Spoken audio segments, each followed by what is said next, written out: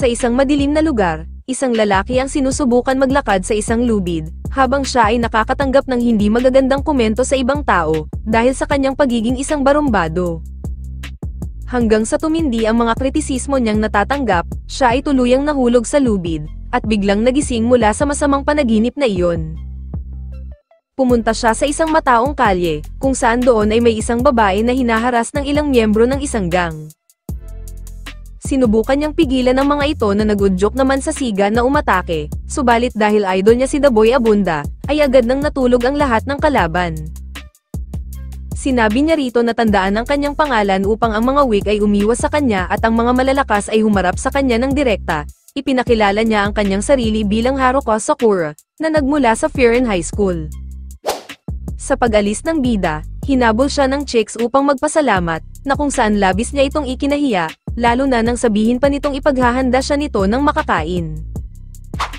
Pumunta sila sa restaurant na pinagtatrabahuan ng babae at doon ay ipinaghanda siya nito ng isang omi rice, habang nagpakilala sa kanya ito bilang Kotoha Tachibana. Nang tikman nito ni Sakura ay napauishi siya sa sarap, habang natuklasan naman ni Kotoha na dayo lamang ang bida sa bayan. Dahil sa nangyaring insidente kanina, ibinunyag ni Kotoha na ang bayan ay dati talagang hindi ligtas dahil sa mga turf wars mula sa iba't ibang gang. Subalit ang talagang pumukaw sa pansin ni Kotoha ay ang kakaibang itsura ng bida, na kung saan agad naman itong hinamon ni Sakura ng suntukan. Nang malipat ang kanilang usapan tungkol sa insidente kanina, sinabi ni Sakura na pumunta siya ng Frieren upang kalabanin ang malalakas, at ibinahagi ang kanyang pangarap na maging pinakamahusay na fighter sa bayan. Habang sila'y nag-uusap, lumabas ng restaurant ang isang matandang lalaki at ibinigay ni Sakura ang isang bag na nakalimutan nitong kunin. Dahil sa kanyang magandang kalooban, iniabot ni Kotoha ang ilang pirasong candy bilang pasasalamat mula sa matanda, na ikinahiya na naman ni Sakura. Gayunpaman, sinabi ni Kotoha na hindi mararating ni Sakura ang tuktok ng Frieren sa kanyang kasalukuyang kalagayan, dahil siya ay nag-iisa. Tinutulan ito ni Sakura at sinabing sapat ang kanyang lakas upang manalo ng mag-isa, ngunit sinabi ni Kotoha na dapat niyang makilala ang iba pang mga bata sa Frieren upang maintindihan ang kanyang ibig sabihin. Makalipas ang ilang oras, bumalik ang parehong gang na tinaboy kanina ni Sakura at may dala na itong mga backup, na kung saan ay nagsagawa ang mga ito ng paninira sa ilang tindahan. Agad itong sinalubong ni Sakura at agad din naman siyang nakilala ng leader, habang sinimulan siyang kutsain dahil sa kanyang itsura at tinawag siyang nakakadiri. Wala nang intro at agad niyang sinapak ang madaldal na leader, kung saan sinimulan niyang kalabanin mag-isa ang lahat ng miyembro ng gang nang hindi man lang siya tinatamaan, habang sinasabi na kung siya ang pinakamalakas ay bakit kailangan pa niya ng kasama. Dahil sa ingay, lumabas si Kotoha para lamang siya ay ma-hostage ng isang tambay, ngunit mabilis din naman siyang nailigtas ni Sakura. Muling sumugod ang mga kalaban habang prinoprotektahan ni Sakura si Kotoha, subalit ang isa sa mga natumbang lalaki ay nagawa siyang mahiwa sa paa, na nagresulta upang hindi niya makita ang susunod na aatake. Subalit bago pa man siya nito tamaan, biglang dumating ang isang lalaki na nakauniporme ng Frieren, kung saan sinangga nito ang atake at binalagbag ang kalaban. Dumating din ang 3 pang estudyante mula sa Frieren na sina Kaiji, Matsumoto, at Yanagida, habang binali naman ni Haragi ang bakal na baseball bat. Kaya habang nagtataka si Sakura kung bakit siya tinutulungan ng taga-Frieren, sinimulan ng kalabanin ng 4 ang mga natitira pang mga gang member, pati na rin ang pagprotekta sa bida na nagrereklamo pa. Nagsimula na rin mag-cheer ang mga tao para sa mga estudyante ng Frieren High, na kung saan ipinaliwanag ni Kotoha sa nagtatakang Sakura, na ginawang ligtas ng mga ito ang bayan 2 taon na ang nakalipas. Ibinahagi din ni Kotoha na tinawag ng mga lokal ang mga ito bilang Boferen, na kilala din bilang Windbreaker, ang mga tagapangalaga ng lugar. Lumabas ang mamamayan upang magpasalamat sa Boferen Forces, na nagdulot kay Sakura ng tila pagkainis dahil sa ginawang pagtanggap sa kanila noong una pa lang, na sobrang naiiba sa kanyang kalagayan. Gayunpaman, may lumapit din sa kanya upang siya ay pasalamatan, pati na rin ang pag-aalok na gamutin ng kanyang sugat, na nagdulot ng pagkabahala kay Sakura. Lumapit si Kotoha upang gamutin ang kanyang sugat, habang ipinapaliwanag na bagamat sinabi niya na si Sakura ay nag-iisa, alam niya na hindi nito pinili ang ganoong sitwasyon. Hinikayat ni Kotoha si Sakura na bigyan ng pagkakataon ng iba at buksan ang kanyang sarili sa kanila, na kung saan tiyak na makakamit niya ang kanyang mga hangarin. Biglang tumakbo si Sakura at tumalon ng mataas, kung saan sinipa niya sa mukha ang gang leader na palihim sanang gagawa ng isang pag-atake. Kaya sa pagbukas ng kanyang sarili sa lahat, ito ang kwento ng batang lalaki na nagsimula sa wala, na ngayon handa na maging hero ng mga taong tumanggap sa kanya. Makalipas ang ilang araw sa pagiging isang hero ng bayan, ginawa na rin ni Sakura pati ang pagpasan sa isang lola na masakit daw ang balakang, subalit ikinagulat niya nang ito ay maayos naman pala.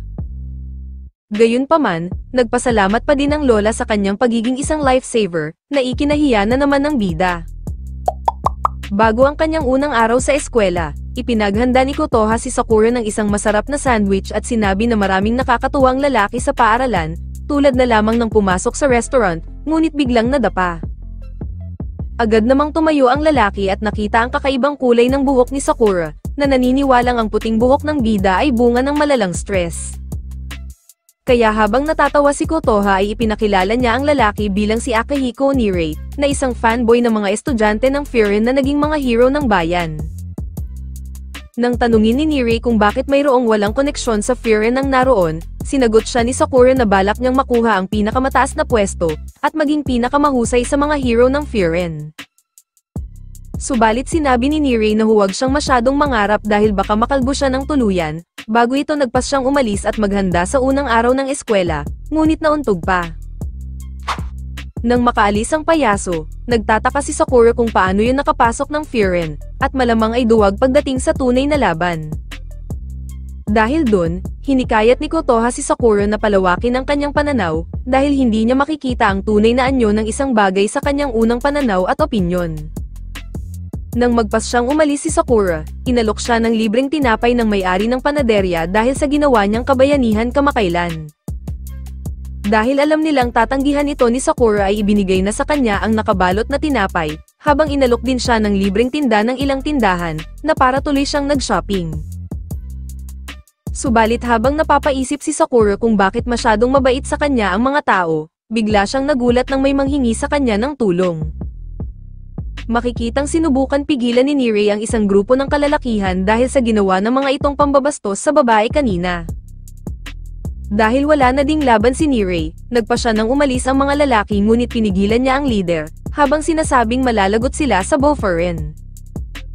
Tinawanan lamang siya ng mga ito at sinimulan siyang pagsusuntukin, subalit bago pa man siya tuluyang tapusin, ay biglang dumating si Sakura at pinatalsik ang leader gamit ang malakas na sipa.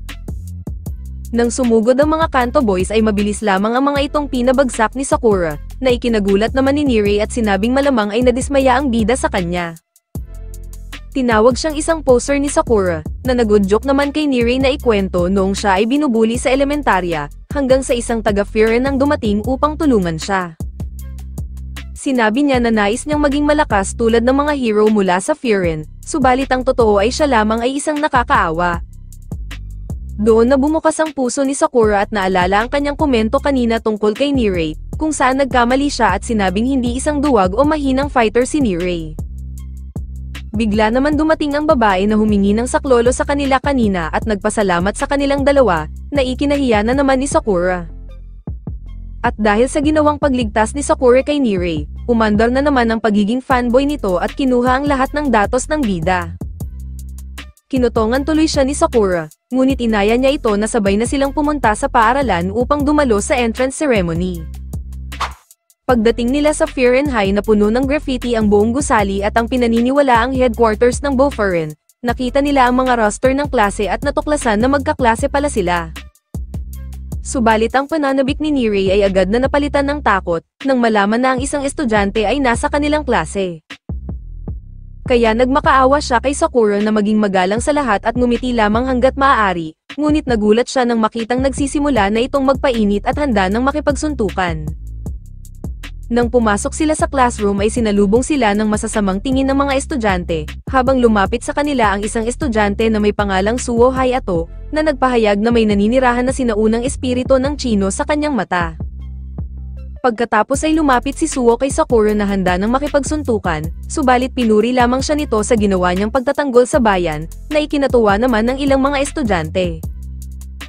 Kaya nang ikinagulat nila na mali pala ang kanilang unang impression sa mga ito, tinanong si Sakura kung bakit siya napunta ng Frieren, na kung saan sinabi niya na nais niyang maging pinakamahusay sa lahat. Bigla na lamang tumahimik ang buong klase, at isang lamesa ang lumipad sa kanyang harapan, na nagmula sa isang estudyante na nagngangalang Kyotaro Sugishita, ang pinakamapanganib sa buong paaralan, sabi ni Nirei. Biglang sumugod si Sugishita kay Sakura, ngunit ang tinamaan nito ay ang lamesa, habang sinabi ng bida na ito ang kanyang pinakahihintay. Kaya nang sumugod muli si Longhair, sinabi ni Suo kay Sakura na huwag babanggitin ang hangarin na kunin ang tuktok sa harap ni Sugishita, dahil ito ay fanatic ng nakakataas at sobrang passionate pagdating sa usaping pinakamahusay sa lahat. Nang makakatama na sana si Sugishita, nagawa pa din itong ilagan ni Sakura at binigyan ng isang sipa ang Longhair sa ilong, habang ipinahayag na hindi siya mapapatumba ng isang panatiko. Nang handa nang magsalpukan muli ang dalawang manok, napatigil sila sa isang boses mula sa speaker, na binabati ng maligayang pagdating ang lahat ng mga estudyante. Sinubukan ni Sakura na ipagpatuloy ang laban, ngunit napansin niyang lahat ay nakatayo ng tuwid at nakikinig, dahil ang nasa likod ng boses mula sa speaker ay ang pinakamalakas na estudyante sa Frieren High, na si Umamiya Hajime. Sinabi ni Umamiya sa lahat na i-enjoy ang kanilang kabataan at pumunta sa beach ngayong tag-init, habang sinabi rin niya na walang mag-aaway sa unang araw, na kung saan tinamaan ang dalawang unggoy. At bago matapos ang talumpati ni Umamiya, sinabi niya din sa lahat na protektahan ang bayan at ipinaalala sa kanila na ang Boferen ay mga tagapagbantay ng Frieren. Lahat ay sumang-ayon sa kanilang nakakataas, habang si Sakura naman ay nagtataka kung anong uri ng tao si Umamiya. Sinubukan naman pagbatiin ni Suo sina Sakura at Sugishita, na kung saan tinanggihan ito ng dalawang unggoy.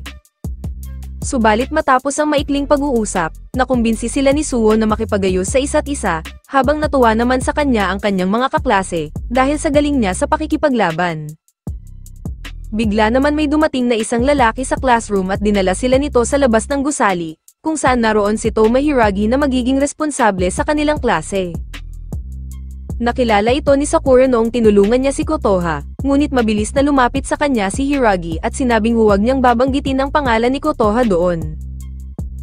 Dahil doon ay sumakit tuloy ang tiyan ni Hiragi at uminom ng gamot upang hindi daw siya magsuka ng dugo. Ipinaliwanag ni Nirei kay Sakura na si Hiragi ay isa sa 4 na hari ng Frieren, kung saan mga estudyanteng naglilingkod sa ilalim ni Umamiya, at mga kapitan para sa isang klase sa bawat 3 baitang. Dagdag pa ni Nirei na may mga pangalan ang bawat grupo ng 4 na hari, na kung saan sila ay nasa grupo ng Taman, sa pamumuno ni Hiragi. Nang hatiin nila sa 5 ang buong grupo, pumunta sila ng bayan upang magpatrol na parang mga tanod. Habang ang inaasahan ni Sakura ay maghahanap sila ng kasuntukan, sinabi ni Hiragi na hindi dapat sila ang unang gumawa ng gulo, kundi itaboy lamang ang ibang grupo at protektahan ang mga mamamayan. Ngunit lalo pang nadismaya at nayamot si Sakura, nang magsimula na silang tumulong sa ibang tao, tulad ng pagtanggal sa ilang graffiti sa pader ng tindahan.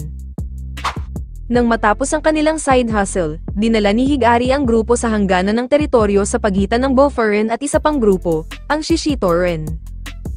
Subalit biglang may nakita silang tumatakbo na isang estudyante, at hinahabol ito ng 3 miyembro ng Shishitoren papasok ng kanilang teritoryo. Habang hindi makapasok si Higari dahil maaari itong pagsimulan ng gulo, biglang sinipa ni Sakura at Sugishita ang isa sa mga Shishitoren, na ikinagulat ng 3. Kaya habang napasigaw si Nirei sa ginawa ng dalawa, bigla naman may dumating na isang nakasalamin na lalaki na nagngangalang Jo Togame, ang second in command ng Shishitoren. Nang makita nito ang walang malay na kasama, agad na lumapit si Higari at ipinaliwanag ang sitwasyon. Bumati naman ito kay Higari, ngunit nang magising at magsimulang sumigaw ang kaninang walang malay na miyembro, biglang hinampas ito ni Togame ng bote sa ulo at sinimulan bugbugin, dahil isa daw itong mahinang nilalang. Nang tanggalan ito ni Togame ng jacket at tinakwil bilang Shishitoren, sinabihan ito ni Sakura na walang kwenta, at binatikos ang kanilang moto bilang isang malaking biro. Namangha si Togame sa katapangan ni Sakura, ngunit sinabi niya na bubugbugin niya ito sa tamang lugar at hindi makakalimutan ang pagmumukha ng bida, habang nagpasya na rin silang umalis. Nang magalit si Nirei kay Sakura dahil gumawa ito ng gusot, humingi naman ng paumanhin si Higari sa kanila dahil hindi siya ang unang kumilos kanina. Subalit dahil nangyari na ang nangyari, dinala na lamang nila ang estudyante sa rooftop ng paaralan upang mag-report kay Umamiya. Kaya habang ito ang pinakahihintay ni Sakura na makita ang pinakamalakas na estudyante sa paaralan, bigla silang nadismaya, dahil mahilig lamang pala itong magtanim ng mga gulay. Kaya imbis na pag-usapan ang nangyari sa Shishitoren, ay mas namamroblema pa si Umamiya tungkol sa kanyang hardin at mga tanim na gulay. Gayunpaman, kahit palaging naiinis si Higari kay Umamiya dahil sa pagiging makulit nito, siya pa rin ay malinaw na iginagalang at nirerespeto ng lahat, na lalong ipinagtaka ni Sakura. Nang ipaliwanag na ng estudyante kung ano talaga ang nangyari, sinabi niya na may hinabol siyang isang magnanakaw sa tindahan, ngunit sa kalaunan ay napadpad siya sa teritoryo ng Shishitoren, na aksidenteng nagpasimula ng sagupaan bilang resulta ng pagliligtas sa kanya ng mga bida. Tinawag ni Umamiya ang estudyante sa pangalan nitong Sasaki, na kung saan pinasalamatan niya ito sa pagprotekta sa mga mamamayan, at sinabing ipaubaya na nito ang natitira sa kanyang mga nakakatandang kapatid. Subalit nang itanong ni Umamiya kung si Sakura ba ang nagpasimula ng away, agad na nagpaliwanag si Sakura, na malinaw na ipinakita niya na siya nga ang nagpasimula ng away. Ngunit imbis na magalit, pinuri siya ni Umamiya sa kanyang mga nagawa mula nang dumating siya sa bayan, at tinawag siyang mapagkakatiwalaang nakakabatang kapatid. Doon na naintindihan ni Sakura na ang pakiramdam ng seguridad na ibinibigay ni Umamiya, ay ang bagay kung bakit maraming naniniwala sa kanya. Subalit habang nakatanggap si Higari ng isang tawag mula kay Kaji tungkol sa Shishitoren, may biglang umalingaw-ngaw na boses mula sa isang megaphone. Ito pala ay nagmula sa pinuno ng Shishitoren na nagngangalang Choji Tomiyama, na binugbog ang ilang miyembro ng Boferen at hinahamon si Umamiya sa isang laban. Biglang na-excite rito si Sakura dahil maaari niyang makaharap si Togame, ngunit bigla siyang nakaramdam ng malakas na aura mula kay Umamiya, na handa nang harapin ang kalaban. Habang lahat sila ay tumungo sa ibaba ng gusali, biglang nakaramdam si Sakura ng takot, at napaisip kung ito ba ang parehong Umamiya na nakasama nila kanina. Agad na naghamon si Tomiyama ng isang laban, ngunit sinabi ni Umamiya na bagamat sila ang naunang gumawa ng gulo ay masasabi niyang quits na sila, dahil sa ginawang pambubugbog ni Tomiyama sa kanyang mga kasama. Sumang-ayon naman rito si Tomiyama bago ito maghagis ng malakas na sipa, na nagawa namang masangga ni Umamiya. Nang tanungin ni Umamiya kung bakit pinipilit nitong makipaglaban, sinabi ni Tomiyama na naiingit siya sa kanya. Habang siya ay nalulungkot sa pagiging isang pinuno ng Shishitoren, si Umamiya naman ay patuloy na nag-e-enjoy sa buhay na tila hindi patas. Kaya nais niyang kunin ng Frieren, si Umamiya, at ang lahat para sa kanyang sarili upang siya din ay maging masaya. Sa hindi naman inaasahan, biglang lumitaw si Togame at ilan pang miyembro ng Shishitoren, na kung saan doon na rin tumayo sina Sakura at ang iba pa sa tabi ng kanilang bossing. Habang pati ang buong Boferen ay nag-aabang sa anumang mangyayari, sinabi ni Umamiya na huwag silang gagalaw, kung saan tinanggap na niya ang hamon ni Tomiyama. Ngunit dahil marami palang involved at nagkaka-trash talkan pa, naisip ni Tomiyama na gawin na lamang itong isang tournament, sa pagitan ng lahat ng sangkot sa nangyari. Ito ngayon ay laban sa pagitan nila Tomiyama at Umamiya, Aruma at Sugishita, Kanuma laban kay Suho, at Togame laban kay Sakura. Subalit may isa pang miyembro ng Shishitoren na nagngangalang Kotasako, ang hiniling na kalabanin si Hiragi, na tila kilala nila ang isa't isa. At dahil kumpleto na ang lineup ng dalawang grupo, ang kanilang laban ay gaganapin kinabukasan. Dahil sa mangyayaring laban kinabukasan, kinakabahan si Nirei na baka matalo ang kanilang mga manok, ngunit sinabi sa kanya ni Kotoha na huwag mag-alala dahil hindi mga sakitin ang mga ito. Bigla namang dumating si Umamiya at agad na lumapit kay Kotoha upang ipakita ang kanyang bagong tanim. Nang inakala ni Sakura na magjowa sila, agad naman itong tinutulan ni Kotoha, habang sinabi ni Umamiya na parang magkapatid na daw sila. Ibinunyag ni Kotoha na lumaki sila ni Umamiya sa parehong tahanan para sa mga batang ulila, habang ipinaliwanag rin ni Hiragi kay Sakura ng palihim, na hindi dapat malaman ni Umamiya na nasa panganib si Kotoha, kundi ay papatayin nito ang lahat sa kanila. Nang malipat ang kanilang usapan sa kanilang makakalaban, ipinaliwanag ni Hiragi kina Sakura, na ang Shishitoren ay hindi tulad ng kanilang kasalukuyang kalagayan. Noon ay ang pakikipaglaban sa kanila ay isang masarap at kakaibang pakiramdam, subalit simula noong hawakan ni Tomiyama at Togame ang grupo, ay nagsimula na silang manakit at sapilitang maghamon ng away. Habang sinabi naman ni Umamiya na malalaman nila ang dahilan kinabukasan, dahil ang isang laban ay isang pag-uusap upang malaman ang higit pa tungkol sa iyong kalaban. Nang magpasya ng tapusin ng buong grupo ang araw at maghanda para sa kinabukasan na laban, muling nagpasalamat sa kanila si Sasaki, at nagpaabot ng tagumpay para sa kanilang laban. Sumapit ang araw at maagang nagtipon ng buong grupo, habang agad silang pumasok sa teritoryo ng Shishitoren, upang harapin ng buong lakas ang kanilang mga magiging kalaban. Sa pagpapatuloy ng series, mainit na sinalubong ng sobrang excited na si Tomiyama ang grupo ni Sakura, kung saan agad silang dinala nito sa kalye ng Shishitoren. Doon ay makikita na ang teritoryo ng Shishitoren ay puno ng mga saradong bar, na kung saan sinabi ni Nirei na kilala ito bilang isang masigla, ngunit delikadong lugar sa gabi. Nang makarating sila sa tambayan ng Shishitoren, na dating isang teatro at may pangalan na Orion, ngunit ngayon ay tinawag na nila itong Ori na nangangahulugang kulungan. Agad silang pumasok sa loob kung saan sinalubong sila ng mga miyembro nito na sabik na manood ng kanilang magiging laban, habang agad na kinuha ni Tomiyama ang stage upang simulan na ang bugbugan. Kaya para sa magiging unang laban, agad na umakyat sa stage ang mayabang na si Arima, laban sa kamukha ni Baji na si Sugishita. Subalit dahil alam ni Arima na fanboy ni Umamiya si Sugishita, ginamit niya ito upang magkunwaring may nangyaring masama kay Umamiya, na kung saan nagawa niyang masuntok sa mukha si Sugishita nang mawala ang atensyon nito sa laban. Gayunpaman, ang isang sapak ay walang epekto, dahil hinawakan ni Sugishita ang braso ni Arima at di nakatang ulo, bago niya ibinown sa sahig ang kanyang mayabang na kalaban. Kaya habang hindi makapaniwala ang mga kasapi dahil ganun lamang natapos ang kanilang pambato, hindi man lang nabahala rito si Tomiyama, ngunit kabaliktaran naman ito para kay Togame. Nang makababa si Sugishita sa stage, inutusan naman ni Tomiyama ang dalawa upang tanggalin ang kanilang kasamang natalo, at inihagis na parang basura sa harap ng entablado. At para sa sunod na laban, nagpresenta na si Suo at tinawag ang kanyang kalaban, na halos maubos na ang mga kuko sa sobrang nerbiyos. Kaya habang papunta si Suo sa entablado, tinanong ni Sakura si Nirei kung anong meron kay Suo. Ipinaliwanag ni Nirei na kilala si Suo bilang malakas noong nasa elementarya pa ito, ngunit wala na siyang ibang impormasyon bukod rito.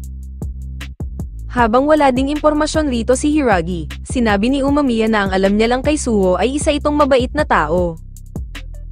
Nang ipakita ni Kanuma ang kanyang pagkainis dahil sa ginawa nila sa kanyang matalik na kaibigan na si Arima, natawa rito si Suo kung gaano kalayo ang ugali nito noong unang araw na nagkita sila, ngunit ngayon ay para daw itong isang batang nagrereklamo.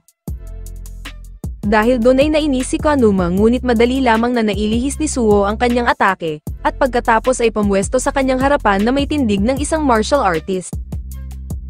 Muling sumugod si Kanuma ngunit agad siyang tinulak pababa ni Suo, bago niya hawakan ang binti nito ngunit simpleng inihagis lamang siya papalayo. Kaya matapos ang ikalawang pagbagsak ni Kanuma, ay doon na nainis ang ibang mga kasapi at iniisip nila na hindi iyon sineseryoso ng kanilang pambato, subalit para kay Kanuma ay kanina pa siya nangangamote kay Suo.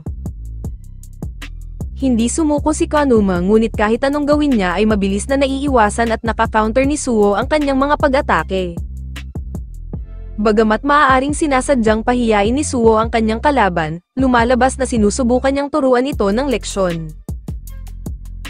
Dahil sa takot na ayaw niyang mangyari sa kanya ang ginawang pagtatakwil tulad ng ginawa sa kanilang kasama noon, sinubukan muli niyang sumugod ngunit doon na siya inambahan ng sipa ni Suo, na kung saan nagawa din nitong mahulaan ang kanyang kinakatakutan. Kaya bago pa man tapusin ni Suo ang laban ay ipinatigil na ito ni Togame, at sinabi na si Kanuma ay hindi na bahagi ng Shishitoren. At nangyari na nga ang kinakatakutan ni Kanuma, na kung saan sinabi ni Suo na ang pagtanda ay tungkol sa pagkakaroon ng pakikiramay at pagbibigay ng konsiderasyon sa iba, habang ganito niya tinuruan ng leksyon ang lalaki dahil sa ginawa nitong pamamahiya sa kanyang kasamahan. Binati siya ni Umamiya sa kanyang pagkapanalo, habang sinagot naman niya ang tanong ni Nirei tungkol kung anong klaseng martial arts ang kanyang ginamit, kung saan ito daw ay sariling sikap at pinaghalong mga estilo mula sa kanyang master. Matapos hilahin ni Kanuma si Arima papunta sa gilid at iparating sa bagong gising na tapos na ang lahat at wala na silang pag-asa, naghanda na si Sakura para sa sunod na laban, ngunit tumayo ang kalaban ni Hiragi na si Sako at malinaw na gustong mauna sa laban. Humingi ng paumanhin si Hiragi kay Sakura at sinabi na siya muna ang lalaban, dahil mukhang ayaw pang lumaban ng second in command ng Shishitoren, na si Togame. Nang makaakyat ang dalawa sa entablado, binati ni Hiragi si Sako at sinabi na malaki ang kanyang pinagbago noong huli silang magkita, ngunit sinabi ni Tomiyama na tama na ang usapan at simulan na ang laban. Kaya nang magsimulang maglaban ang dalawa, agad na ipinakita ni Sako kung gaano siya kahusay pagdating sa opensa, kung saan ikinagulat ito ng lahat, habang sinabi ni Tomiyama na si Sako ay kabilang sa 5 pinakamalakas sa Shishitoren. Kaya habang puro pagsangga at hindi makatama si Hiragi, nagsimulang magsabi si Sako na tila nagiging mahina na si Hiragi. Subalit sumagot si Hiragi na tila nagiging madaldal na ang kanyang dating kaibigan na hindi tulad noon, kung saan hindi naman ito nagustuhan ni Sako at nagawa niyang makapagpatama ng isang malakas na sipa kay Hiragi. Kaya nang nagawa niyang mapabagsak si Hiragi, ay sinabi ni Sako na ito ang kanyang napapala sa pagsama sa mga mahihina tulad ng Boferen. Dahil doon ay nainis si Sakura kay Hiragi dahil pinapahiya daw nito ang kanilang grupo, ngunit pinakalma siya ni Umamiya at sinabi na si Hiragi ay pinamumunuan ng koponan sa Boferen na kilala bilang Tamanten. Dagdag pa ni Umamiya na ang Tamanten ay kilala rin bilang Bishamanten, ang Diyos ng digmaan na kumokontrol sa larangan ng labanan. Sumang-ayon naman rito si Hiragi na parang patay na biglang nabuhay, kung saan ay nagbitaw siya ng isang malakas na suntok na muntik nang tumama kay Sako, bago siya uminom ng gamot na nagbunga ng isang alaala ng kanilang mga araw sa elementarya. Natuklasan natin na unang nagkakilala sina Hiragi at Sako, nang si Sako ay binubuli ng ilang kaklase dahil masyado siyang matalino, kung saan biglang dumating si Hiragi at tinuruan ng leksyon ang mga bully. Simula noon ay naging magkaibigan na ang dalawa at tinuruan naman ni Hiragi si Sako kung paano lumaban, kung saan ito rin ang nagtulak kay Sako na humanga sa lakas ni Hiragi at sundan ang yapak ng kanyang kaibigan patungo sa Frieren. Kaya nang magtapos si Hiragi sa elementarya, excited si Sako na suportahan ang kanyang kaibigan na maging pinakamalakas sa Frieren, kung saan pupunta din siya doon sa susunod na taon upang tulungan si Hiragi. Subalit sumagot si Hiragi na mas mabuting huwag na siyang sundan ni Sako sa Frieren, dahil nahihiya siya na hindi niya kayang maabot ang inaasahan sa kanya ni Sako. Hiniling ni Hiragi kay Sako na tahakin ang sarili niyang landas, dahil nakapagpasya na siyang suportahan ng isang tao na nagngangalang Umamiya sa Frieren. Dahil doon ay naramdaman ni Sako na ipinagkanulo siya ni Hiragi, kaya nakapagpasya siyang maging mas malakas at naghanap ng laban kahit saan siya makarating, habang doon naman siya nakita ni Tomiyama at Togame at kinuha siya sa panig ng Shishitoren. Nang bumalik ang eksena sa kasalukuyan, makikitang mananalo na si Hiragi sa laban, kung saan sumigaw si Sako na inialay niya ang kanyang sarili sa pagpapalakas sa halip na makipagkaibigan, hindi tulad ni Hiragi. Kaya nang sabihin ni Sako na hindi siya matatalo ng isang taong inialay ang sarili para sa iba, sumugod siya kay Hiragi ngunit nagawang mahawakan nito ang kanyang kamao. Humingi ng paumanhin sa kanya si Hiragi kung hindi nito natugunan ang kanyang mga inaasahan, bago siya bigyan ng malakas na suntok sa sikmura na kanyang ikinatumba. Sinabi ni Sako sa kanyang isipan na si Hiragi lamang ang kanyang hinahangaan at gustong maging katulad, kung saan wala siyang pakialam kung sino man ang susuportahan nito, basta't ang mahalaga lamang sa kanya ay ang sundan at suportahan ang kanyang kaibigan. Nang tuluyan ng bumagsak si Sako, hindi makapaniwala ang ibang miyembro ng Shishitoren sa lakas ni Hiragi, kung saan natakot pa ang mga ito nang walang sumunod sa ipinag-uutos ni Togame na alisin si Sako sa entablado. Subalit sinabi ni Hiragi na siya na mismo ang gagawa nito, kung saan sinabi ni Togame na hindi niya na kailangan tratuhin ng sobrang ingat si Sako. Ngunit nang tatanggalin na ni Togame ang jacket ni Sako ay hinawakan ni Hiragi ang kamay nito, at hiniling na hintayin munang matapos ang laban nilang dalawa ni Sakura, na nagpapahiwatig na maaaring matalo si Togame sa bida. Dahil doon, ay biglang naalala ni Togame ang isang nakaraang pangyayari sa pagitan nila ni Tomiyama at ilang miyembro ng Shishitoren. Subalit bigla siyang tinawag ni Tomiyama na nagpabalik sa kanyang kamalayan, bago siya tumayo upang maghanda sa laban nila ni Sakura, na nagpabuhay naman ng dugo sa kanyang mga kasapi. Kumilos na rin si Sakura habang nakakuha siya ng suporta mula sa kanyang mga kaibigan, at isang paalala mula kay Umamiya tungkol sa kanilang pinag-usapan noong nakaraan. Nang makaakyat na ang kanyang kalaban sa entablado, sinabi ni Sakura na dapat na silang magsimulang maglaban, ngunit sinabi ni Togame na hindi laging maganda ang nagmamadali at gusto niyang namnamin ang laban na ito. Kaya matapos ang ilang sandali, agad na pinalasap ni Togame ang bida ng kanyang wrestling move, subalit mabilis din namang nakatakas si Sakura mula rito. Subalit kung anong ikinabagal magsalita ni Togame ay kabaliktaran naman ito sa laban, dahil walang magawa si Sakura kung hindi umiwas mula sa mga mabibilis na atake nito. Nagawang masipa ito ni Sakura sa ulo ngunit agad ding nakabawi si Togame at naihagis siya nito palayo, habang muntik na ding madurog ang kanyang mukha sa gamit na bakya ng kalaban. Sinubukan umatake ni Sakura pero agad na binasag ang kanyang mukha sa sahig, na nagpalakas lalo ng hiyawan ng mga extra sa kanilang bossing. Dinampot ni Togame ang tila nawalan ng malay na si Sakura, at sinabihan na siya ay puro salita lamang at isang mayabang, dahil nasa isang malakas na grupo at walang boses kapag nag-iisa. Ito ang nagbigay ng panibagong lakas kay Sakura, na nagawang magsagawa ng nakakagulat na pag-atake sa harap ng mga natamemeng mga manunood.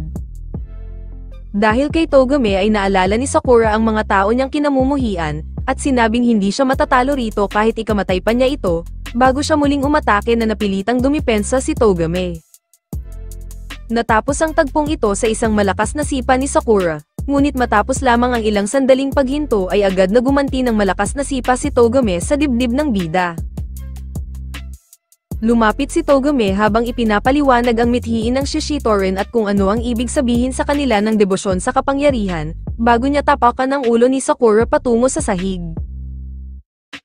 Subalit pinilit bumangon ni Sakura at sinabing mali ang kanilang mithiin, kung saan binanggit niya ang paraan ng pambubuli ng Shishitoren at ang kanilang pagmamaltrato sa mga mahihina, na siyang naging dahilan ng buong labanan. Kaya imbis na tapakan muli ang ulo ni Sakura ay inilihis ito ni Togame patungo sa sahig, kung saan doon na niya naintindihan kung bakit nasa teritoryo ng Shishitoren ang Boferen. Pumunta siya kay Arima at Kanuma, na malinaw na galit sa kanilang mga inasal bilang kinatawan ng Shishitoren, kung saan agad niyang sinimulan bugbugin ng husto ang mga ito.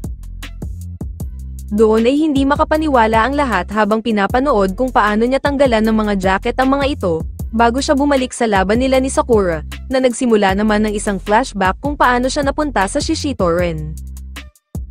Si Togame ay isa ng malakas na fighter bago pa siya sumali sa Shishitoren, kung saan kahit napapaligiran siya ng mga miyembro ng mga ito, ay nagawa niyang mapabagsak ang ilan sa mga ito. Ito rin ang unang araw na nakilala niya si Tomiyama, na sobrang humanga sa kanyang lakas at walang pagdadalawang isip na himukin siya na maging parte ng Shishitoren. Kaya sa mga unang araw ni Togame sa grupo, ay nagustuhan niya kaagad ang pagkakaibigan nilang dalawa ni Tomiyama, na kung saan siya ay naudyukan ng pananaw nito tungkol sa debosyon sa kapangyarihan bilang katumbas ng kalayaan at hindi pang-api. Ang Shishitoren ay ibang-iba noong araw kaysa sa kasalukuyan nilang reputasyon ngayon, kung saan sila ay kahalintulad ng Boferen na masaya, at may turingan ng isang pamilya. Doon ay inakala ni Togame na mas magiging maayos ang grupo kapag naging ganap na leader na si Tomiyama, subalit nagkamali siya. Dahil nagbago ang lahat ng maging ganap na leader na si Tomiyama, na kung saan dahil ito ang pinakamalakas at may kalayaan, nais nitong gawing kasing lakas niya ang buong Shishitoren. Kaya nang dumating ang dalawang kasapi na dala ang kasamang sugatan na binugbog ng isang kalaban na gang, biglang sinipa ni Tomiyama ang sugatang kasapi imbis na ipaghiganti. Ipinahayag ni Tomiyama na walang lugar ang katulad nitong mahihina sa Shishitoren, na kung saan hindi naman sinang-ayunan ni Togame. Ngunit sinabi ni Tomiyama na siya na ang leader ngayon, at kung hindi ito magustuhan ni Togame ay dapat na siyang umalis. Walang nagawa rito si Togame kundi sumang-ayon, subalit hiniling niya kay Tomiyama na ipagpatuloy pa rin ang pagngiti para sa lahat. Kaya upang mapanatili ang masayang imahe ni Tomiyama, nagpa siya si Togame na tanggapin ang papel bilang isang walang awang pangalawang pinuno, hanggang sa magpakita muli ang Tomiyama na hinahangaan ng lahat. Subalit nang bumalik ang eksena sa kasalukuyan, tila napansin ni Sakura na nawala na ang puso ni Togame sa laban, dahil hindi na nito iniilagan ang kanyang mga pag-atake. Dahil dun, naisip ni Sakura na kailangan pa niyang malaman ang tungkol sa kanyang kalaban, kung saan tinanong niya si Togame kung ano ang nais nitong gawin at kung bakit nito binugbog ang kanyang mga kasama. Sinagot siya ni Togame na walang lugar ang mga masasamang taong tulad nila sa grupo, kung saan napipilitan siyang itakwil ang mga ganoong tao upang panatilihin ang Shishitori na tulad ng dati. Kaya nang mangyari ang insidente sa pagitan ng kanilang grupo, ay sinabi niya ito kay Tomiyama dahil iniisip niya na maaaring maging simula ito ng pagbabago ng pananaw ng kanilang leader. Ngunit siya ay nagkamali at nadamay niya lamang ang lahat sa isang labanan na walang kabuluhan, habang ang mga bagay ay napakalayo na para sa kanya upang huminto ngayon. Gayunpaman, sinabi ni Sakura kay Togame na tigilan na niya ang pagsasalita tungkol sa moralidad, dahil siya mismo ay may mga nagawa ding masama. Kaya gagawin ni Sakura ang lahat para talunin si Togame upang maunawaan nito ang kanyang pagkakamali, at maging karapat-dapat na kalaban para sa kanya. Muling sumugod si Sakura habang sinasabi na kahit gaano pa kalakas ang kanyang kalaban, ay hinding-hindi siya aatras at hinding-hindi siya kailanman magbabago. Ito ay nagbunga ng isang alaala muli kay Togame noong panahong binago niya ang kanyang sarili para kay Tomiyama, na nagdulot sa kanya ng pagkalito at hindi nagawang mailagan ang sipa ni Sakura. Dahil sa sinabi ni Sakura ay naintindihan na rin sa wakas ni Togame kung saan siya nagkamali, kung saan nakapagpasya siyang harapin na si Sakura gamit ang kanyang buong lakas, bilang pagbibigay respeto at pagpapakita ng kanyang totoong sarili. Iyon mismo ang gustong marinig ni Sakura na agad na nauwi sa mas matinding bakbakan nilang dalawa ni Togame, na kahit silang dalawa ay nakakapagpatama ng malalakas na atake sa isa't isa, ay walang nais na magpatalo at bumagsak. Kaya habang ipinapakita ng dalawa kung gaano sila kagaling sa pakikipaglaban, nagtataka naman ang mga manunood dahil sa kabila ng matinding brutalidad na ipinapakita, ay parehong nakangiti ang dalawa. Dito naman napabilib ni Sakura ang kanyang mga kaibigan lalo na ang dalawa niyang bossing, habang si Tomiyama naman ay nakatitig lamang na tila parang baliw. At dahil pareho nilang naibigay sa isa't isa ang laban na kanilang hinahanap, sumugod silang dalawa sa isa't isa at nagkaamuyan ng mga paa sa ere, na kanila namang ikinabagsak. Gayunpaman, nakangiting tumayo ang dalawa dahil hindi nila alam na maaaring maging ganito pala kasaya ang pakikipaglaban, habang pareho silang sumang-ayon na tapusin na ang kanilang laban. Kaya't muli silang sumugod sa isa't isa at naghanda para sa kanilang huling suntok para sa laban, habang naalala ni Togame ang mga sinabi sa kanya ni Sakura kanina, na kahit gaano pa kalakas ang kanyang kalaban ay hindi siya kailanman magbabago. Doon napagtanto ni Togame na dapat ito ang kanyang ginawa noong araw na nagbago si Tomiyama, at nilabanan ng kanyang kaibigan hanggang sa maunawaan ang pagkakamali nito. Sinabi ni Togame kay Sakura na lalo pa siyang lalakas sa hinaharap, at hiniling niya na huwag siyang magbabago at nagpasalamat sa kanyang ginawa, habang ang suntok ni Sakura ay tuluyan ng tumama sa kanya. Doon ay tuluyan ng bumagsak si Togame at tinanggap ang kanyang pagkatalo, habang tinawag naman ito ng ibang miyembro ng Shishitori na isang pagkakamali. Kaya nang hindi rin tanggapin ni Sakura ang pagsuko ni Togame, doon naman biglang pumasok si Tomiyama sa entablado habang tinawag si Umamiya para simulan na ang kanilang laban. Sinubukan ipaalam ni Togame sa kanyang kaibigan na sila ang nagkamali rito, ngunit biglang bumitaw ng malakas na sipa si Tomiyama at sinabing tumahimik na ang natalo. Dahil doon, sinubukan suntukin ni Sakura si Tomiyama ngunit agad siyang pinigilan ni Umamiya. Kaya habang desidido si Sakura na basagin ang mukha ni Tomiyama, sinabihan siya ni Umamiya na maganda ang ginawa niyang pakikipag-usap sa kanyang kalaban, habang sinabihan naman nito si Togame na siya na ang bahala sa kanyang kaibigan. Sumang-ayon naman rito si Togame at hinayaan na niya si Tomiyama, habang nagpa siya na ring bumaba si Sakura ng entablado. Sa kanyang pagbaba ay sinalubong siya ng naiiyak na si Nirei, habang binati naman siya ni Hiragi dahil sa maganda niyang ginawa para kay Togame, na kung saan kanya na namang ikinahiya. Samantala, tinanong ni Umamiya si Tomiyama kung may naramdaman ba siya habang pinapanood ang laban ni Togame at Sakura. Wala naman daw naramdaman rito si Tomiyama, na kung saan nang hinayang naman rito si Umamiya. Gayunpaman, Agad namang iniba ni Tomiyama ang usapan at sinabi na hindi patas ang Bofurian dahil marami itong malalakas na fighter, na kung saan kabaliktaran sa kanila na puro lamang mahihina. Dahil dun, na-realize ng mga miyembro ng Shishitoren na ganoon pala ang tingin sa kanila ni Tomiyama, kung saan ang kanilang leader ay masyadong natatakam sa ideya na makuha si Umamiya at ang buong Frieren sa ilalim ng kanyang pamamahala, na mag-aalis ng kanyang pagkabagot. Kaya mabilis na sumugod si Tomiyama na agad na nakapagpatama ng ilang suntok kay Umamiya, subalit matapos nito ay madali na ring nababasa ni Umamiya ang mga ginagawang pag-atake ni Tomiyama. Dahil sila ang mas matindi at mas mabilis sa lahat ng mga lumaban kanina, hindi maiwasan mamangha nila Suo at Nirei, habang si Sakura naman ay napagtanto na hahalik sana siya sa lupa kung hindi siya pinigilan kanina ni Umamiya, ngunit sumumpa siya na magpapalakas upang magawa niyang matalo ito sa hinaharap.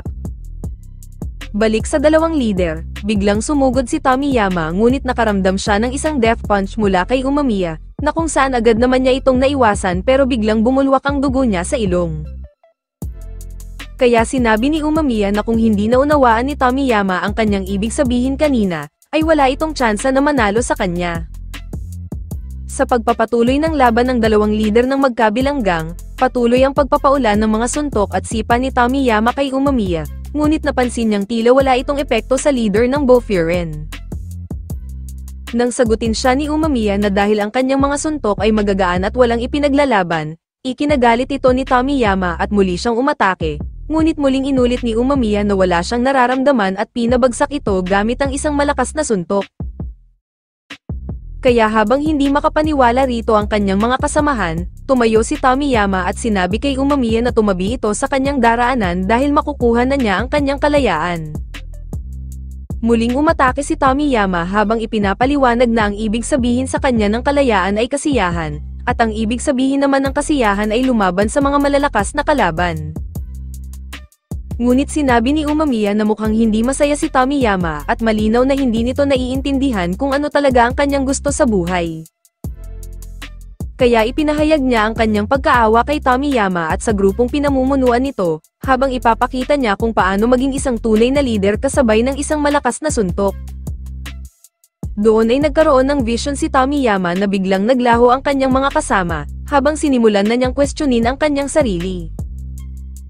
Sinabi niya ng paulit-ulit ang mga salitang tumahimik, bago siya sumigaw na parang baliw at sabunutan ang kanyang sarili, na ipinag-alala naman ni Togame. Inisip ni Tomiyama kung kailan naging isang disyerto ang kanyang puso at tinanong kung ano ang kulang sa kanyang buhay. Subalit dahil wala na rin namang magbabago ay wala na siya ritong pakialam, habang sa katotohanan ay patuloy ang kanyang mental breakdown. Muling sumugod si Tomiyama at pinagsusuntok niya si Umamiya, kung saan ikinagalit ito ni Sakura dahil hindi man lang lumalaban ang kanilang leader.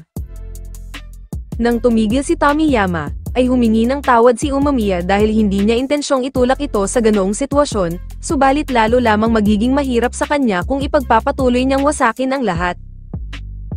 Dahil ayaw nang may marinig pang kahit ano si Tomiyama ay biglang kinagat nito si Umamiya sa leeg, ngunit pinakalma siya ni Umamiya at sinabing nasa puso niya ang hinahanap niyang kasagutan. Kaya nang lumayo si Tomiyama, ay ipinaalala sa kanya ni Umamiya noong nagkaroon ng away ang Bofurian at Shishitoren, kung saan masaya siya noon dahil napapaligiran siya ng kanyang mga kaibigan. Nais ipaintindi ni Umamiya kay Tomiyama na may bigat ang kanyang mga kamao noon, dahil lumalaban siya para sa kanyang mga kaibigan.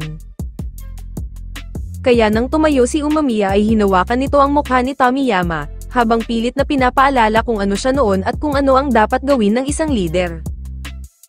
Kaya upang mas maintindihan niya ito ay binigyan siya ng malakas na headbutt ni Umamiya, na sa sobrang lakas ay napunta si Tomiyama sa nakaraan noong hindi pa siya nagiging isang leader ng Lion's Head. Ito ang mga panahon na masaya at nag-e-enjoy si Tomiyama kasama ang kanyang mga kaibigan, ngunit nang lumingon siya kay Togame ay muli siyang napunta sa disyerto sa kanyang puso. Doon ay napansin at nakita niya si Togame, ngunit nang lalapitan niya na ito ay biglang nabasag ang salamin na kanyang tinatapakan.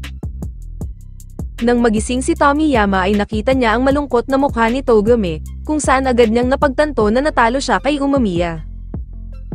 Gayunpaman, kwinento niya na lamang kay Togame ang tungkol sa kanyang panaginip, na kung saan lahat sila ay masaya. Ngayon ay napagtanto na ni Tomiyama na siya ay nag-e-enjoy kapag ang lahat ay masaya at nakangiti, kaya nakiusap siya kay Togame na maging masaya na rin. Subalit humingi ng paumanhin si Togame kay Tomiyama sa pag-iwan sa kanya ng mag-isa, kung saan wala man lang sa kanila ang nakakaalam kung bakit siya nagdurusa. Hindi gusto ni Togame ang ginagawang pananakit ni Tomiyama sa iba, kung saan hindi niya ito mapapatawad na wasakin ang kanyang pangarap, at iyon ang pangarap na mahalin si Tomiyama ng lahat. Kaya kahit na alam niyang mali ito ay pinili niya na lamang lumingon sa ibang direksyon, ngunit matapos niyang makaharap si Sakura at ipaintindi sa kanya ang importansya ng pagiging totoo sa sarili, ay dapat hinarap niya si Tomiyama noon pa man upang ipahayag ang kanyang sariling kalooban. Kaya muling humingi ng paumanhin si Togame kay Tomiyama sa pag-iwan sa kanya at sa pagkuha ng pinakakailangan niya noon.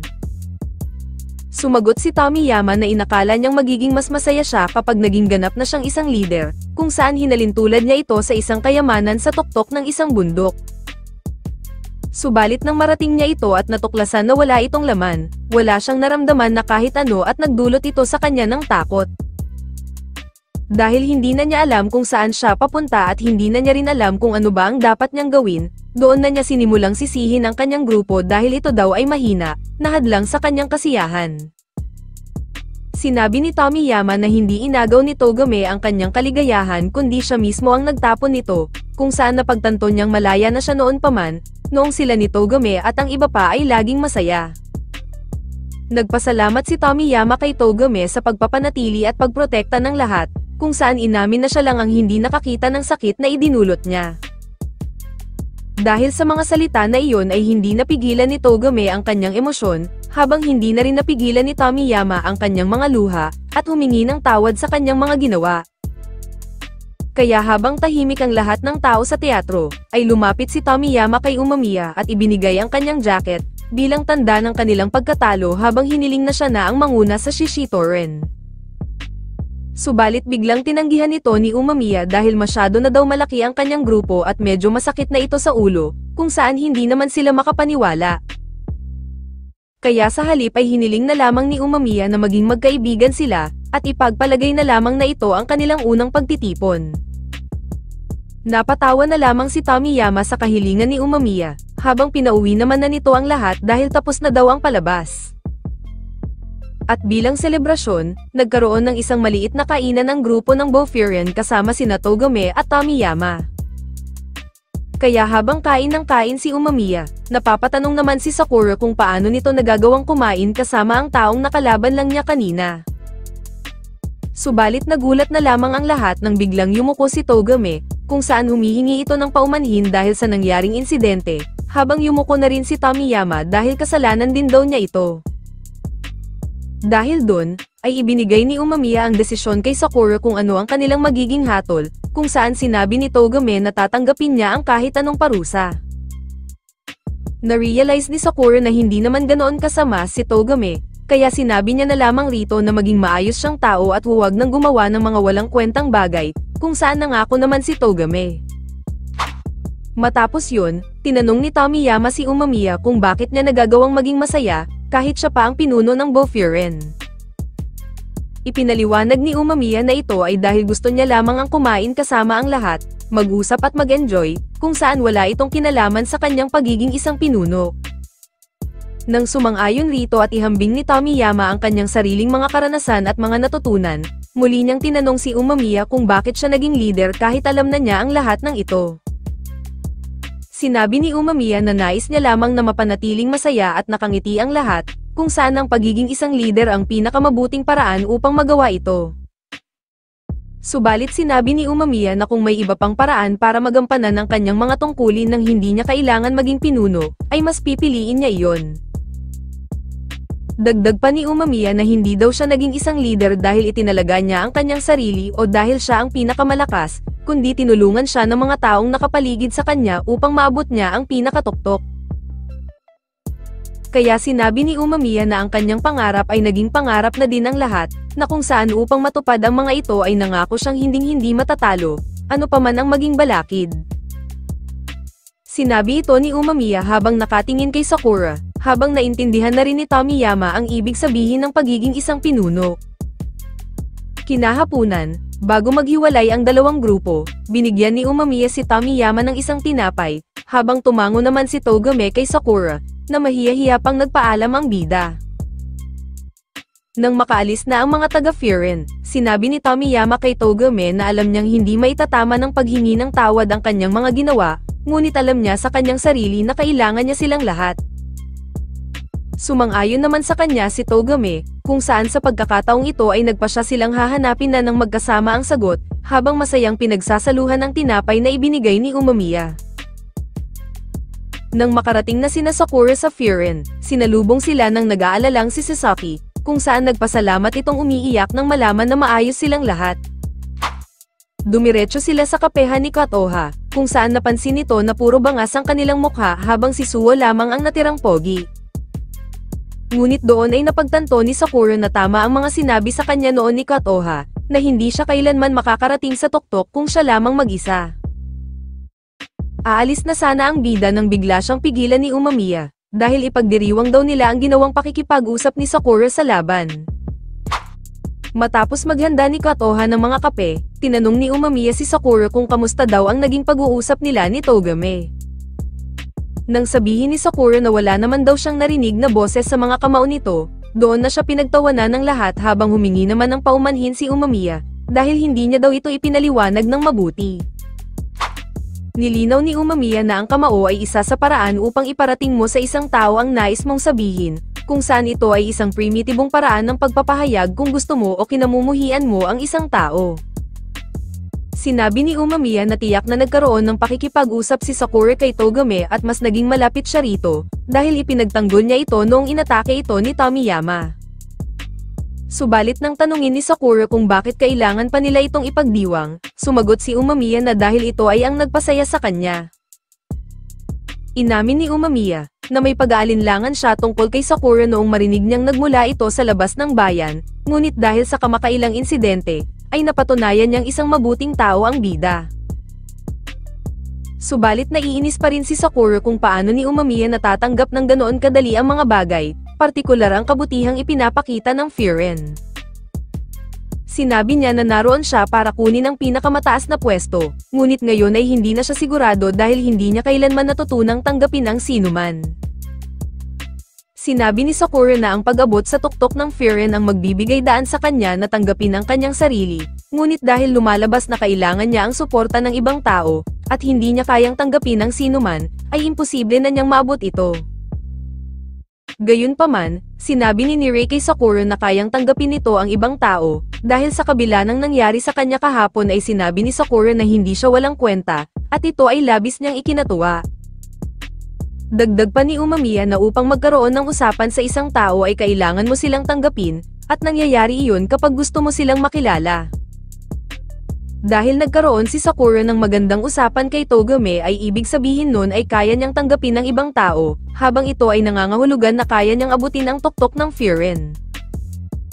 Sa huli, ang usapan tungkol sa pangarap ni Sakura na kunin ang pwesto ni Umamiya, ay nagpagalit sa numero 1 tagahanga nito na si Sugishita. Kaya habang hindi ito uurungan ni Sakura, nagalit tuloy sa kanila ang tindera ng kapihan at sa labas daw sila magsuntukan.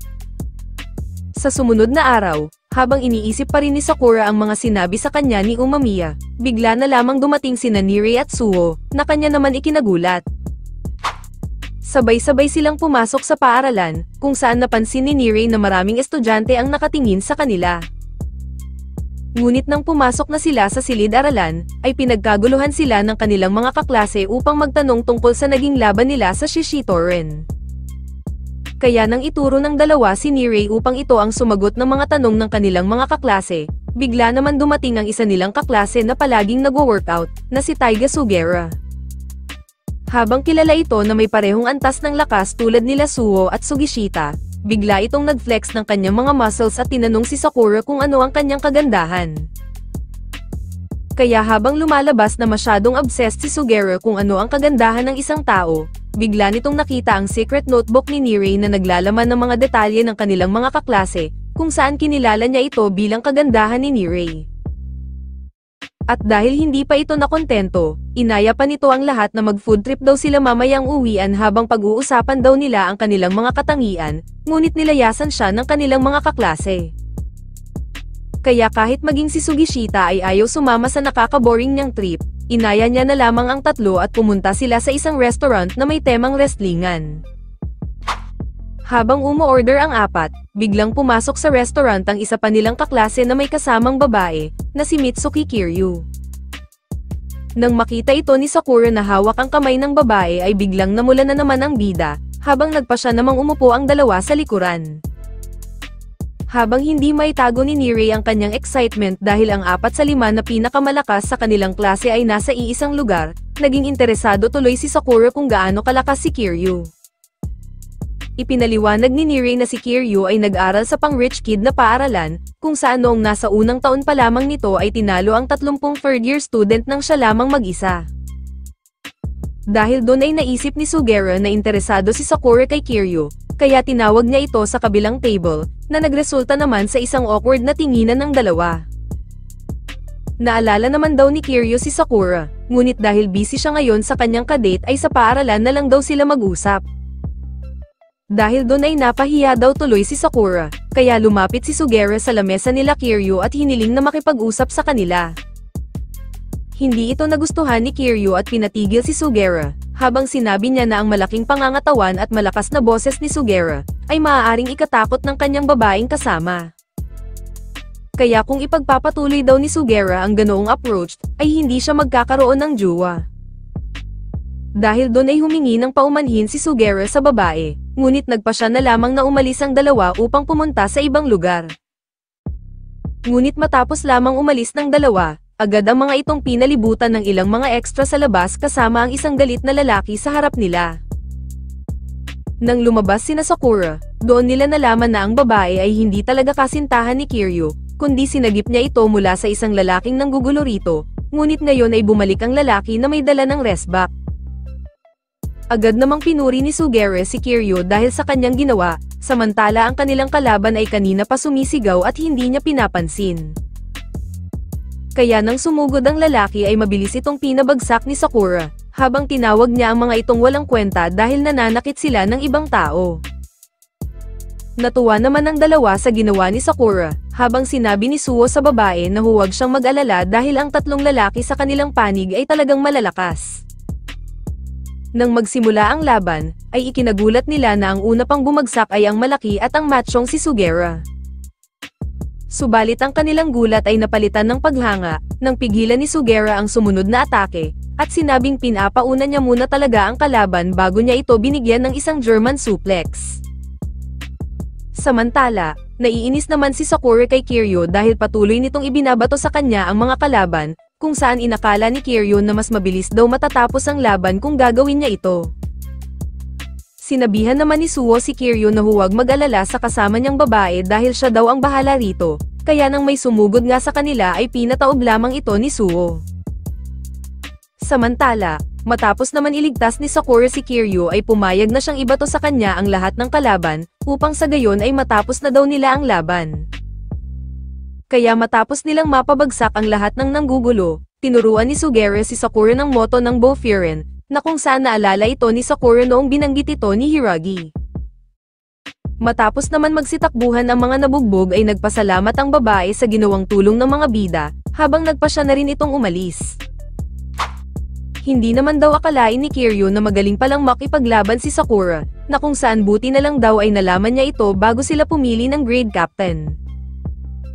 Ngunit nang magtaka rito si Sakura ay bigla naman hiniling ni Kiryu na magpalitan sila ng number, na kung saan dahil galit ang bida sa mundo ay walang ibang nakalagay sa kanyang contact list kundi weather, kaya pinagtawanan tuloy siya ng 3. Kinalaunan, matapos rin idagdag ni Katoha ang kanyang number sa cellphone ni Sakura, napansin naman ng bida na isinama siya sa ginawang group chat ng 4. Sinubukan niyang makisali sa usapan tungkol sa grade captain, ngunit dahil masyadong mabilis ang mga chat at hindi siya makahanap ng pagkakataon upang makasali sa usapan, ay kumain na lamang siya ng almusal. Kaya pagdating niya sa paaralan, ay galit siyang tinanong kung ano ba ang grade captain. Ngunit bago pa man nila ito sagutin, biglang pumasok ang 3 second-year grade captain na si Koji Ren, at ang 2 second-year vice captain na sina Kusumi at Enomoto. Sinabi ni Enomoto sa first year na kailangan nilang pumili ng kanilang grade captain na magiging responsable sa kanilang klase, na kung saan agad naman nagtaas ng kamay si Suho, at inirekomenda si Sakura para sa posisyon. Habang ikinagulat ito ni Sakura, sumang-ayon din kay Suho ang iba pa nilang mga tropa, na si Sakura ang pinaka-the best na maging kanilang grade captain. Sinabi ni Sakura na hindi siya ang paborito dahil isa lamang daw siyang outsider, ngunit nagsalita na ang buong klase at sinabing sapat na ang maikling oras upang makuha niya ang kanilang tiwala. Kaya dahil sumang-ayon na ang lahat, nagboluntaryo si Suho na maging kanyang vice captain kasama si Nirei. Habang sobrang nape-pressure si Sakura sa inatang sa kanyang obligasyon at iniisip na baka maging katulad lamang siya ni Tomiyama sa huli, bigla na lamang sumigaw si Koji, na sinasabing ang pagpili ng isang grade captain ay hindi naman dapat ganoon katagal. Kaya habang nabibingi sila sa sobrang lakas ng boses nito, biglang tinanggal ni Kusumi ang headphone ni Koji at bumalik ang kanyang boses sa normal. Inutusan niya si Sakura na tanggapin na lamang ito, dahil wala naman daw umaasang magiging perpekto ito at maaaring palitan siya ng iba kung hindi magiging maganda ang takbo ng mga bagay. Dahil doon ay inanunsyo na ni Enomoto na si Sakura na ang magiging grade captain ng first year Taman team, kung saan wala nang magagawa ang bida dahil nakapagdesisyon na daw si Koji. Gayunpaman, tiniyak ng kanyang mga kaibigan at ng buong klase na magiging maayos lang ang lahat, maliban lamang kay Sugishita na mahimbing na natutulog. Matapos makuha nila Sakura ang mga contacts ng kanilang mga senpai, inanunsyo ni Enomoto na ang Taman team ay magsasagawa ng patrolya pagkatapos ng klase, at ang mga bagong officer ay makakasama nila Koji. Doon ay biglang lumapit kina Koji ang isang matandang babae at sinabing nawawala ang kanyang anak. Bagamat tiniyak ni Koji na hahanapin nila ito para sa matanda, laking gulat nila ni Rei nang iatas nito ang trabaho kay Kusumi, habang si Sakura naman ay inakala na ang isang grade captain ay mas magiging hands-on tulad ng kanilang leader. Kaya habang sisiguraduhin ni Sakura na mahahanap nila ang bata, isang pusa ang biglang tumalon sa kanyang mukha na kung saan sinabi ng lumitaw na si Enomoto, na ito daw ang nawawalang anak ng matandang babae. Subalit nang biglang umakyat ang pusa sa isang gusali, bigla nilang ikinagulat ang mala Spider-Man skill ni Sakura, na kung saan mabilis nitong hinabol ang pusi sa bubungan. Kaya habang nakatingin rito si Koji, patuloy pa rin ang paghabol ni Sakura sa pusa na kung saan kamuntikan pa niyang mabangga ang isang manong. Ngunit dahil hindi ito sinukuan ni Sakura ay nagpa siya na lamang tumalon ng pusa sa ilog, na kung saan bigla naman lumitaw si Koji upang sagipin ang pusi. Nagawa nilang maisauli ang pusa sa matandang babae, na kung saan nagpasalamat naman din ito kay Koji. Dahil walang ideya si Sakura sa pagiging isang grade captain, lumapit siya kay Koji upang tanungin kung ano ang kanyang dahilan sa pagiging isang grade captain. Ipinaliwanag ni Koji na hindi niya talaga nais na maging kapitan, bagkus ay ginawa lang niya ito dahil gusto ng kanyang mga kaibigan. Biglang napagtanto ni Sakura na pareho lang ang nangyari sa kanilang dalawa ni Koji, kaya sinabi niya na kung ganun nga ay wala nang dahilan upang ipagpatuloy pa ito ni Koji. Ikinagalit naman ito ni Koji ngunit agad niyang pinakalma ang sarili gamit ang isang candy, habang ipinaliwanag niya na may mga bagay na hindi siya magaling pero mahusay ang kanyang mga kaibigan, na palagi niyang inaasahan sa kanila. Gayunpaman, dahil umaasa rin sila sa kanya ay gagawin niya ang lahat ng kanyang makakaya upang matugunan ang kanilang inaasahan, kung saan ito ang dahilan kung bakit siya naging kapitan. Dahil sa mga sinabi ni Koji ay biglang napaisip si Sakura, na kung ang pagtugon ba sa inaasahan ng kanyang mga kaibigan, ay ang isang bagay na gusto niya ding gawin. Bigla naman lumapit ang dalawa at pinuri si Sakura sa kanyang ginawa kanina, habang sinabihan din nila ang bida na palaging maaasahan. Dahil doon ay nahihiya pang tinanong ni Sakura na kung pinili ba nila siya bilang kapitan ay dahil umaasa sila sa kanya, na kung saan ay sinangayunan naman ito ng dalawa at sinabing maaasahan din niya sila. Dahil sa kakaisip ni Sakura kung ano ang dapat niyang gawin bilang kapitan, hindi na tuloy siya masyadong nakakatulog sa gabi at nagpasya siyang isikreto na lamang ang dahilan. Subalit ikinagulat ni Sakura nang malaman ni Kotoha na siya ang grade captain, na kung saan wala na siyang nagawa kundi sabihin na hindi niya alam kung ano ang gagawin. Buti na lang ay may payo sa kanya si Kotoha, na kung saan sinabi nito na ang pag-alala sa mga pangalan at mukha ng kanyang mga kaklase, ay ang isang bagay na kaya niyang gawin. Dagdag pa ni Kotoha na ang pagtawag sa mga tao sa kanilang pangalan, ay magiging tanda na tinitignan niya sila ng mabuti. Napagtanto ni Sakura na hindi niya pala tinatawag ang sinuman sa kanilang pangalan kahit na si Kotoha, kaya naisip ng babae na simulan na nila ang pagpa-practice. Kaya nang makisali pa ang matanda na palagi niyang kinakarga sa pagpilit sa kanya na tawagin sila sa kanilang mga pangalan, ay napatakbo na lamang ang bida. Tinawag ito ng matanda na mahiyain, ngunit sa palagay ni Kotoha ay natatakot lamang si Sakura na magkaroon ng malalim na ugnayan sa mga tao. Nang makarating si Sakura sa paaralan, humingi siya ng tulong kay Nirei upang malaman niya ang mga pangalan ng kanyang mga kaklase. Subalit nang napansin nila ang isa nilang kaklase na bigla na lamang umalis, isang paging naman mula kay Umamiya ang kanilang narinig, at pinapapunta ang lahat ng first year at second year officers sa rooftop ng paaralan. Nang makarating sila sa rooftop, nakita nila doon si Sugishita na nagdidilig ng mga tanim, habang napag-alaman din nila na isa pala itong meet and greet ng mga first at second year officers. Naiinis tuloy si Sakura dahil dagdag pa daw ang mga pangalan ng mga ito sa kanyang kakabisaduhin, ngunit sinabi ni Nirei na huwag siyang mag-alala dahil alam niya ang mga pangalan ng lahat. Dahil alam ni Nirei na wala siyang alam sa pakikipaglaban, ay naisip niyang kabisaduhin ang mga pangalan ng lahat para makatulong kay Sakura, at magabayan ito sa pagiging pinakamahusay. Dahil dun, nagpa siya naman si Suo na siya ang kanilang magiging negotiator, dahil paliwanag nito na magaling daw siya sa pagkukumbinsi sa iba na tanggapin ang kanyang mga hiling. Na-impressed naman si Sakura sa kung paano nila alam ang kanilang mga kakayahan, kaya nang banggitin niya ang pangalan ng dalawa sa unang pagkakataon, ay nagulat ang mga ito. Bigla naman umayos ang tayo ng lahat sa biglaang pagdating ni Umamiya at ng iba, habang naiinis naman si Sakura dahil dagdag na naman daw sa kanyang kakabisaduhin ang mga kapitan na dumating. Ngunit sinabi ni Nirei na ang mga dumating ay hindi mga grade captain, kundi sila ang apat na hari ng Fahrenheit kasama ang kanilang mga second in command.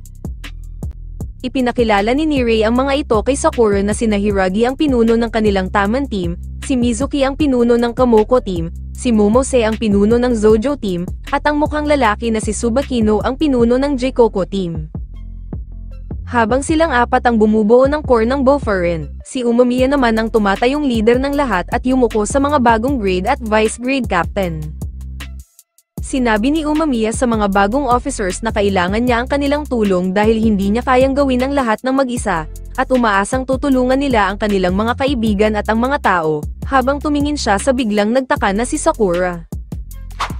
Matapos ang talumpati, mas lalo pang nakilala nila Sakura ang second in command ng Taman team, na sina Matsumoto, at ang pabulong kung magsalita na si Yanagida. Bigla naman lumapit si Umamiya at pinuri niya sina Sakura sa pagtanggap ng tungkulin bilang mga officers, at sinabing huwag silang mahihiyang humingi ng tulong sa kanilang mga senpai. Nang bumalik ang mga bida sa kanilang silid-aralan, doon ay kwinento ni Nirei sa iba pa na nakilala nila ang apat na hari ng Boferen, subalit si Sakura ay hindi makapag-focus dahil naiisip niya ang isa nilang kaklase na bigla na lamang umalis kanina. Matapos ang kanilang kunwari ang klase, nakasalubong ng buong tropa ang tatlong mukhang mga Assassin's Creed, kung saan hinahanap ng mga ito ang isang tao na mula sa Frieren, ngunit bigla na lamang ang mga itong nagpasyang umalis. Nakilala naman ni Suo ang simbolo sa likod ng jacket ng mga ito, na kung saan isang grupo na tinatawag na Kill, hindi kalakihang grupo ngunit may hindi magandang reputasyon. Subalit bigla nilang ikinagulat ang sigaw ng isang manang na humihingi ng tulong, kung saan natagpuan nila sa Gedli ang kanilang kaklase na si Anzai, na sugatan at walang malay. Habang ito ang kanilang kaklase na kanina pang iniisip ni Sakura, biglang nagising si Anzai at biglang lumipat ang eksena sa tindahan ng manang, kung saan sinabi niya sa lahat na may malaking aso na humahabol sa kanya kanina, kaya siya nasugatan at nawalan ng malay.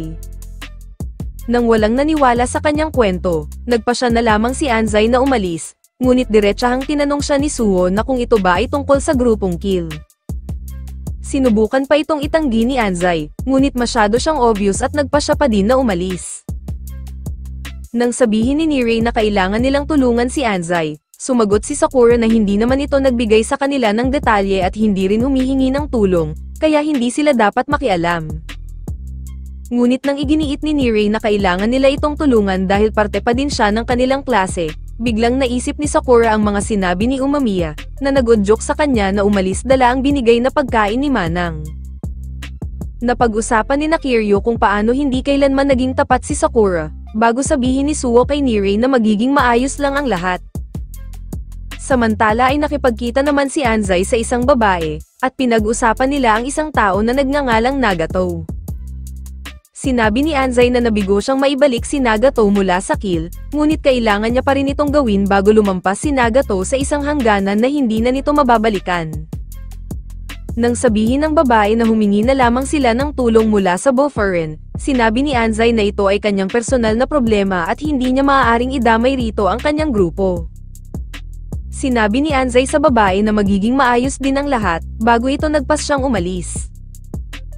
Habang nag-aalala ang babae kay Anzai, biglang nagsalita si Sakura na narinig pala ang kanilang pag-uusap, kung saan hinihingi nito ang mga detalye ng kanilang usapan ni Anzai. Nang malaman ng babae na kasama si Sakura sa Boferen, doon na nagkwento ang babae na si Nagato ay kanilang kababata ni Anzai, habang nagkahiwalay naman sila ng mga landas nang tumungtong sila ng high school. Ngunit kamakailan ay nakita niya si Anzai at kwinento nito nang subukan nitong hulihin ang isang snatcher na nakasuot ng uniforme ng kill, kung saan lumalabas na ito pala ay si Nagato. Ipinaliwanag pa ng babae na dapat dadalhin ni Anzai si Nagato ngayon, ngunit sa halip ay binugbog lamang ito ng mga kill. Ngunit biglang nailang si Sakura nang makita niya nang umiiyak ang babae, dahil wala man lang itong magawa upang makatulong sa kanyang kaibigan. Naantig naman rito ang puso ng bida na kahit hindi siya sanay na sabihin ang mga linyang ito, sinabi ni Sakura na siya na ang baalang magdala sa kanilang kaibigan at ipaubaya na lamang sa kanya ang lahat. Natuwa naman ang babae sa kabaitan ni Sakura at nagpasalamat ito sa kanya. Kinabukasan, nang pumasok si Sakura sa paaralan na walang teacher, biglang nakatanggap si Anzai ng isang liham na nagmula daw sa isang nakahudi. Kahit hindi pa niya gaanong nakikita ang laman ng envelope, ito ay nagdulot kay Anzai ng pagtakbo sa labas, na nagudyok naman kay Sakura na habulin siya. Nagawang maabutan ni Sakura si Anzai at sinabi niya rito na alam na niya ang buong kwento, habang nang makita niya ang larawan ni Nagato na binugbog ng sarili nitong grupo, ay agad niyang hiningi kay Anzai ang mga detalye. Doon na sinabi ni Anzai ang buong kwento, noong mahuli niya si Nagato sa ginawa nitong pagnanakaw, ngunit sinuntok lamang siya nito at saka tumakbo. Gayunpaman ay hinanap niya pa rin si Nagato kinabukasan, ngunit nakita niya itong binubugbog dahil hindi nito nasunod ang pinag-uutos ng kanyang mga kasama, na magnakaw ng malaking halaga. Doon na pumasok si Anzai upang tulungan ang kanyang kaibigan, ngunit sinampal lamang nito ang kanyang kamay at sinabihan na huwag siyang makialam bago kumuha ng isang pamalo. Kaya kahit hindi alam ni Anzai ang rason kung bakit nananatili pa rin roon si Nagato sa kabila ng ginagawa ng mga ito sa kanya, ay kailangan niyang iligtas ang kanyang kaibigan paalis sa lugar na iyon. Dahil doon ay nagpasya na si Sakura na puntahan nila ang mga ito dahil nangako siya sa kababata ni Anzai, at ngayon ay personal na problema na rin niya ito. Subalit ikinagulat ni Anzai ang biglang pagdating ng buong klase na nakikinig pala sa kanilang usapan ni Sakura, at sinabi nila na naroon sila upang tumulong hindi dahil bilang miyembro ng Frieren, kundi bilang isang kaibigan. Kaya habang hindi alam ni Anzai kung paano magpapasalamat sa kanyang mga kaklase, dumating din si Suo na isinama si Sugishita upang mayroon silang pambaragan. Nang makalabas na ang lahat sa gusali ay nakita sila ng kanilang mga seniors mula sa itaas, habang ang grupo ni Sakura ay naghahanda na, para sa isa na namang basagan ng mukha sa Season 2 ng series. At dito na nagtatapos ang anime series. Like and share naman dyan. Maraming salamat sa palaging panonood.